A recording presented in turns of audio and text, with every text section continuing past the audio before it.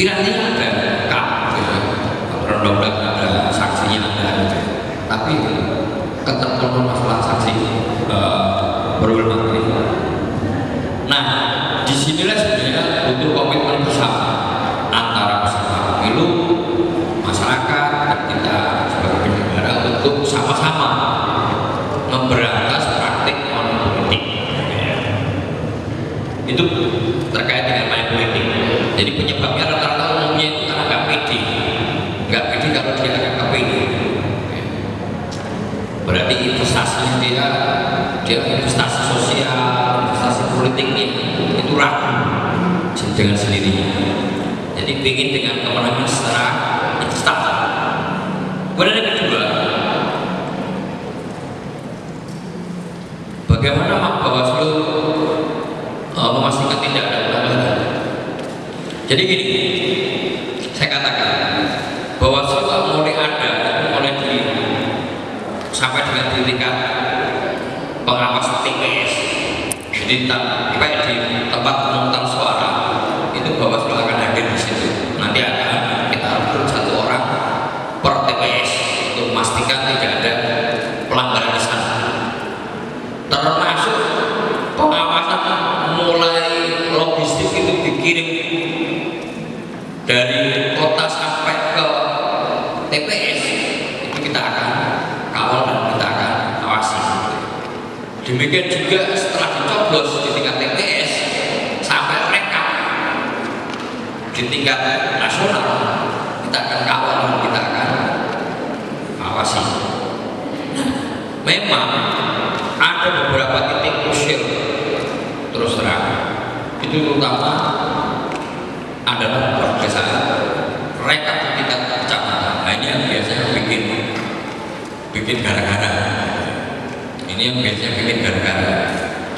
Karena dari rekap itu biasanya ada fungsi antara PPK dengan pengawas di tingkat kecamatan.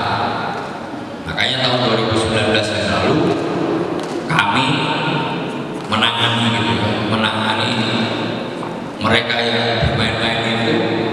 Akhirnya ada yang kita pecat, ada yang kita berikan sanksi tegas, ya, peringatan keras, dan tidak boleh berdaftar lagi sebagai anggota pengawas atau anggota penyelenggara pemilu. Jadi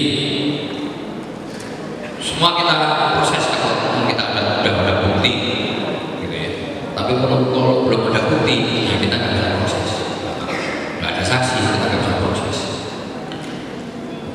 Jadi Bawaslu akan memastikan itu Bawaslu akan hadir di setiap tahapan-tahapan yang krusial. Bahkan yang tidak krusial kita akan hadirkan. Nah, bagaimana sistem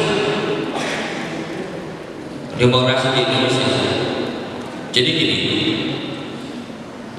Indonesia ini pemilunya memang paling besar di negara. Karena kalau dia pemilunya bertahap, negara jadi tidak seluruh India itu langsung 1 hari itu juga, tapi bertahap.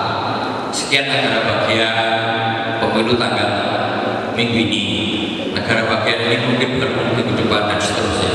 Tapi kalau di Indonesia kan bareng dalam 1 hari, ya, dalam 1 hari. Nah, ya kita mengenal pakai sistem proporsional, ya. Proporsional kalau pilih proporsional terbuka. Ya. Kalau dulu kan proporsional tertutup nomor urut, nah sekarang terbuka, artinya sesuai dengan perolehan yang mana yang tertinggi dalam setiap partai atau dapil tersebut. Kemudian yang presiden juga sama, suara tukang beca dengan suara orang kaya nilainya sama-sama satu. Nah, sehingga kalau di total jenderal misalnya pilpres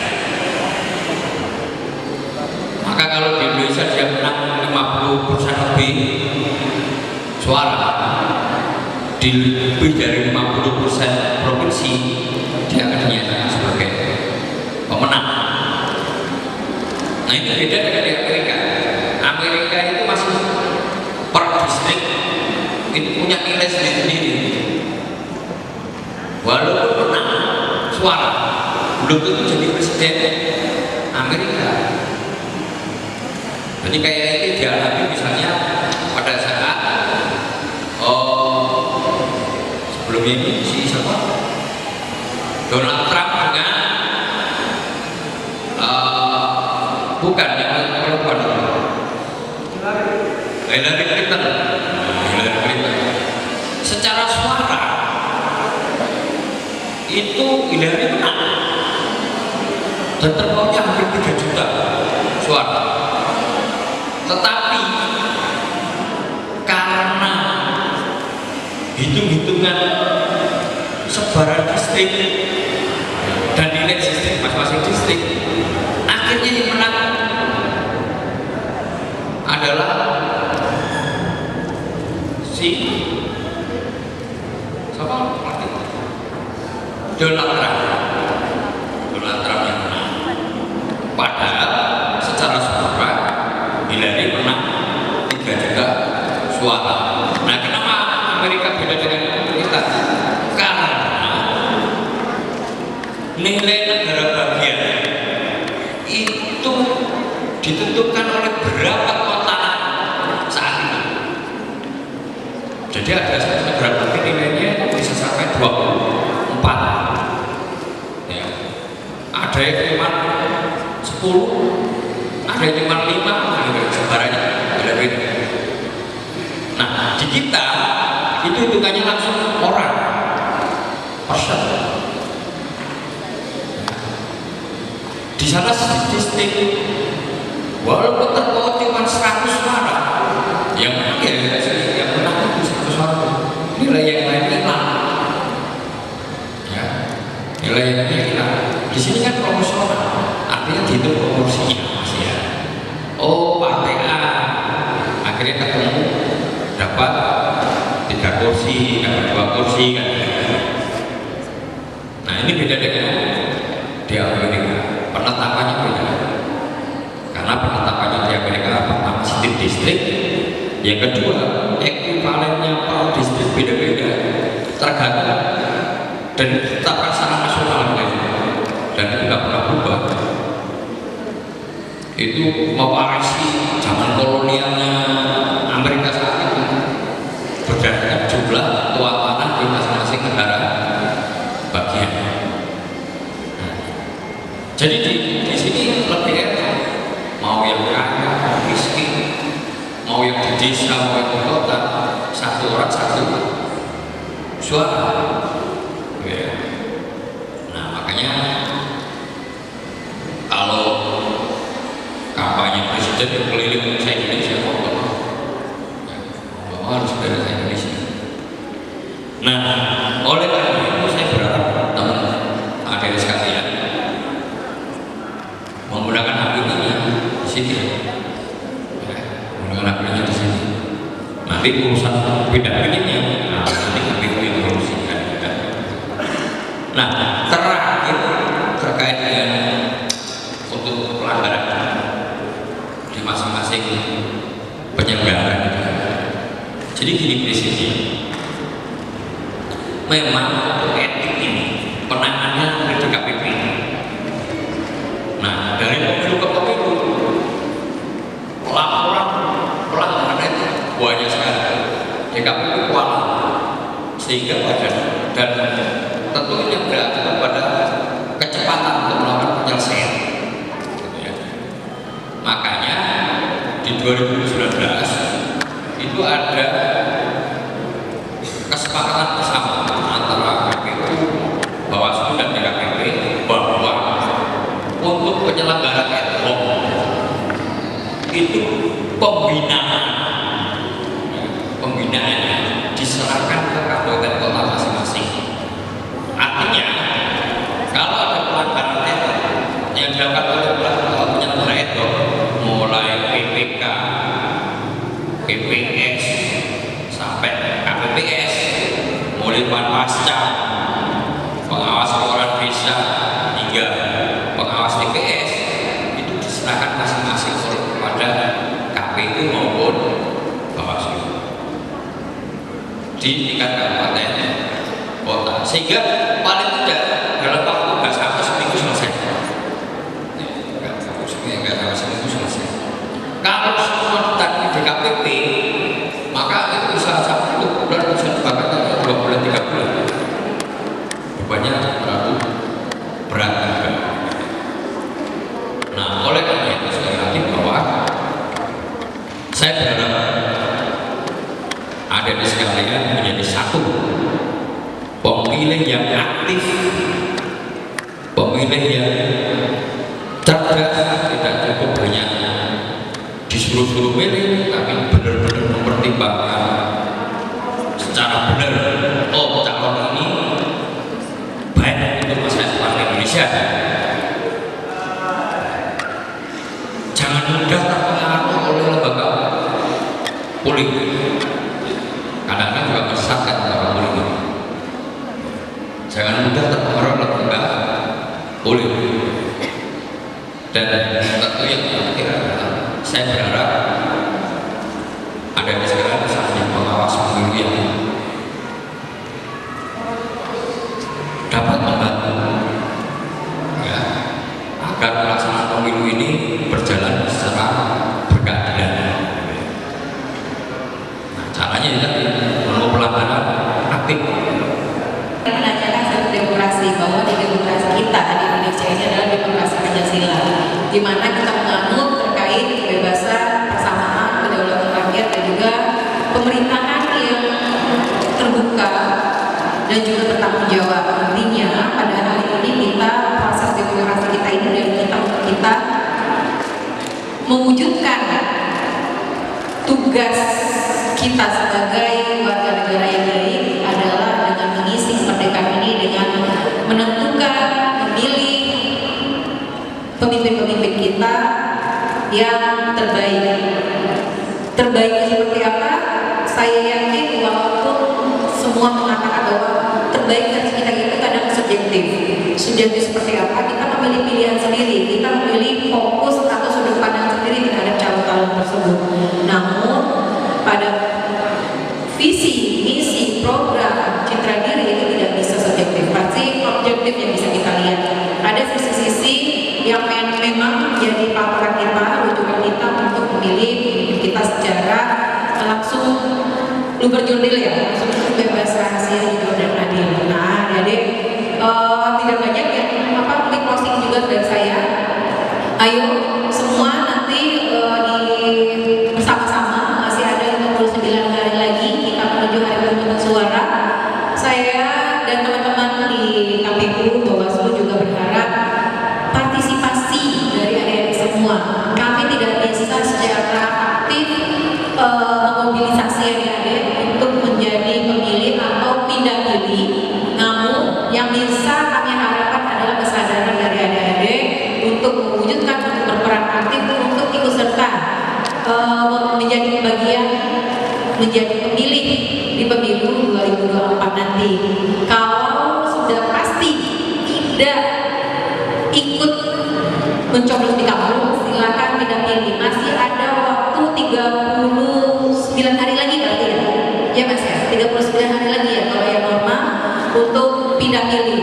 Di sana pastikan dulu adik-adik dicek dptonline.kpu.go.id, masukkan NIK adik-adik, nomor induk KTP-nya, bahwa di situ kalau ada tertera masih ada di kampung alamat itu ditunjukkan nanti di PPS-nya, maka akan diproses pindah pilihnya setelah diberikan form. Kemudian juga kita akan berkoordinasi ya, koordinasi dengan wilayah KPU yang ada. Ya, dicarikan TPS yang masih ada, karena pada hari ini kita TPS itu dipepetkan sekali, dipadatkan maksimal 300 TPS itu kita hampir mendekati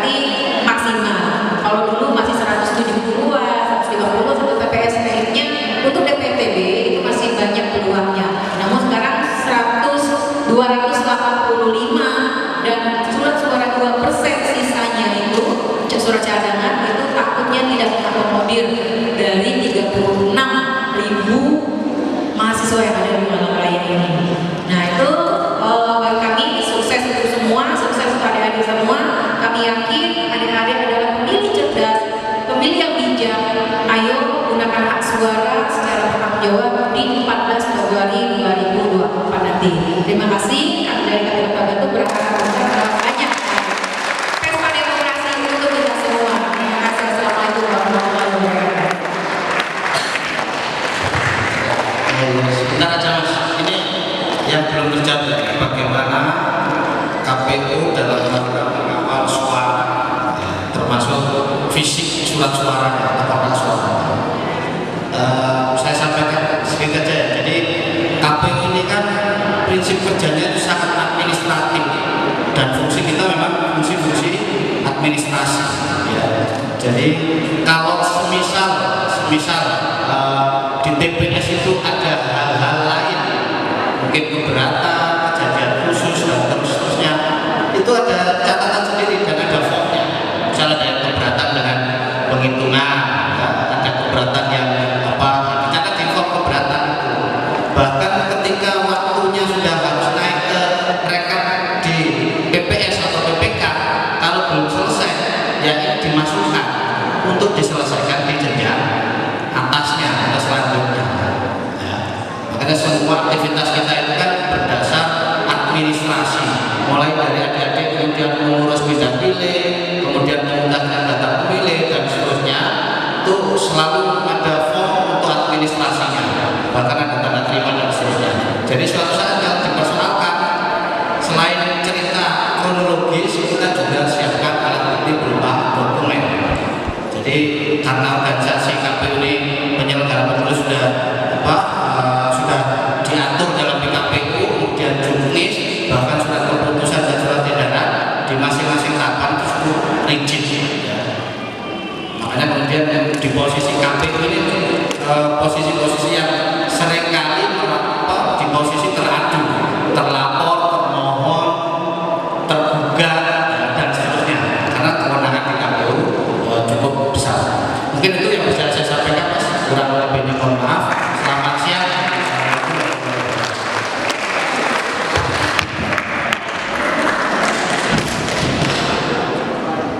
Ada sedikit tambah. Kita tambahkan saya Pak Moderator. Tadi merespon yang Bapak Bawaslu sampaikan, tiap tahun Malang Raya ini sekitar 330.000 mahasiswa baru masuk di Kota Malang.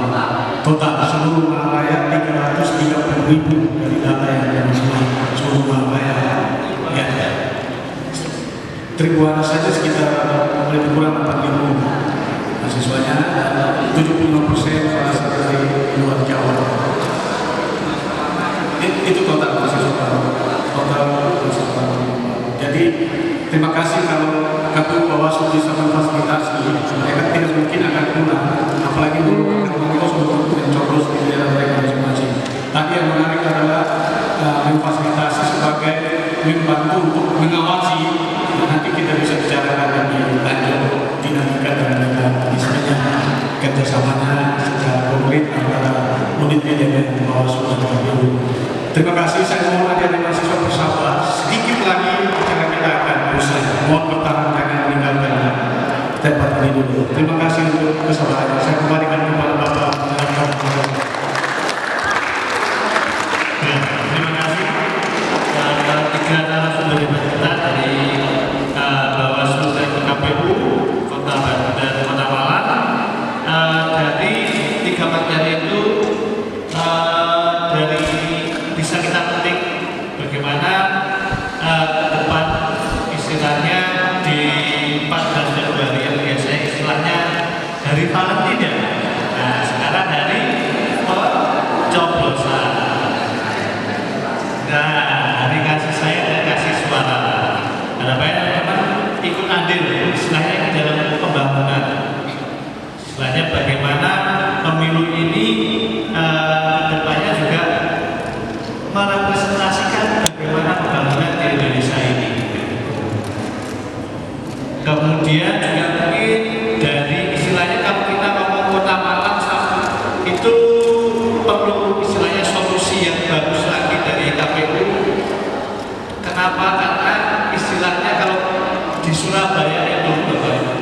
di Surabaya jumlah penduduk sekian sama Malang beda. Bisa jadi penduduk sekiannya 2 kali lipat dari penduduk Malang. Nah kalau di kota Malang bagaimana? Mungkin bisa jadi 3 kali lipat penduduk